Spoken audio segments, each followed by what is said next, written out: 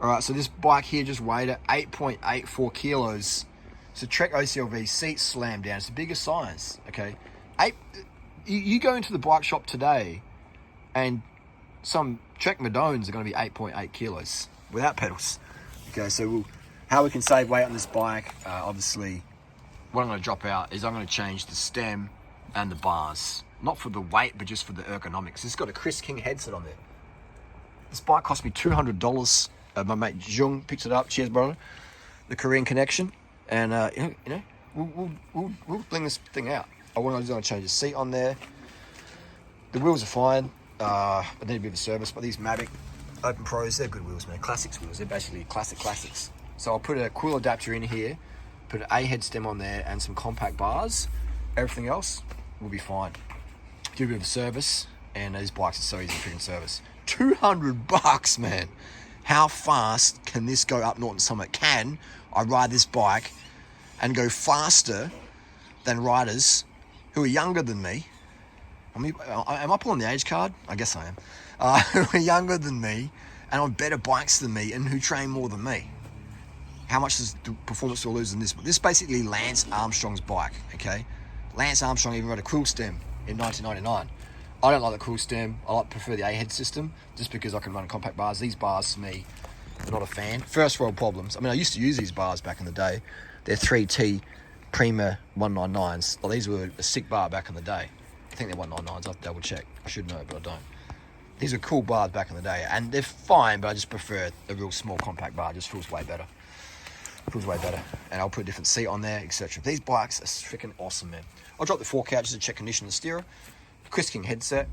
Yeah, Chris King headsets, man, the best thing. The hubs aren't too flash, but the headsets, Chris King did it right. Amazing bike. $200, $200 Australian. Not stolen, legitimate sale. And it's in fair condition. I love, this is, I think 1994, what year are we talking? 1997, I reckon this is, 97. It's cool, I love it. So this seat and seat post, these seats for me, they suck. I don't like these seats. I prefer the ones that are cut out. The seat posts are quite heavy, but good. Bars, Deader. We're going to put some Deader bars. Got a Calloy stem as well here at Uno. These bars are killer, man. One of my favourite bars ever. Up there with the FSA compacts. This is called the Deader Zero, and it's the RHM. All right, it's that compact shape. So look at this. This is what you're getting, okay? So it might not look like a big deal, but it makes a huge difference on how it feels, okay? It makes a huge difference, and it's just a lot smoother flat top and less reach as well. It's quite a long chop tube on this one, so we don't need a real reachy bar. We can go with a short reach bar. Look at that. So that bar is quite short reach. Yeah, you might not know what you're looking at, but yeah. If you need bars, Deader Zero, make sure they're in the RHM. And they just, wrap it that compact drop. Again, FSA are good as well. Zip, do some good bars. These are 440s. I do prefer like a 36 even. But, do what we can do. Are these as wide as the bar we've got on here at the moment? So the narrow of the bar we've got on here now. Okay. So yeah, narrow there. And at the tops as well. Or the hoods when talking narrower. Yeah, just a little bit. Deader bar's great. This is how you transform the bike, people. So if you ever get one of these second-hand bikes, the bars are generally going to be ready for the bin anyway because they've had a bit of longevity and recycling bin. Put on these compact bars, man. You win a little cool adapter, that's $20. And these seats, man, these seats suck, okay? That's why a lot of people don't ride bikes, man, because these seats without a cutout, you've got to have a cutout in your saddle, I reckon. I'll show you what I mean. So it's sort of flat, but it's sort of scooped in and it just creates a bit more pressure on your ulnar nerve. It feels okay.